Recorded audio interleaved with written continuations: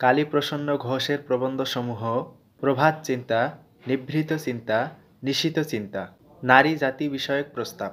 তার উল্লেখযোগ্য গ্রন্থসমূহ: ভ্রান্তি বিনোদ, প্রমোদ লোহরী, জানকীর অগ্নিপরীক্ষা, ছায়া দর্শন প্রভৃতি। এছাড়া সঙ্গীত মঞ্জুরি নামে একখানা আত্মাধিক সঙ্গীত সংগ্রহ এবং কোমল কবিতা নামে একখানা শিশুতোষ গ্রন্থও রচনা করেন তিনি। কালীপ্রসন্ন সিংহ তার বিখ্যাত ও শ্রেষ্ঠ রচনা হুতুম প্যাঁচার নকশা।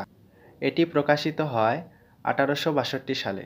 এতে কলকাতার সামাজিক ব্যঙ্গচিত্র অঙ্কন করা হয়েছে এবং কলকাতার কথ্য ভাষাকে সাহিত্যে প্রথম স্থান দেয়া হয়েছে কৃষ্ণচন্দ্র মজুমদার। তিনি ঢাকা প্রকাশ পত্রিকার সম্পাদকের দায়িত্ব পালন করেন।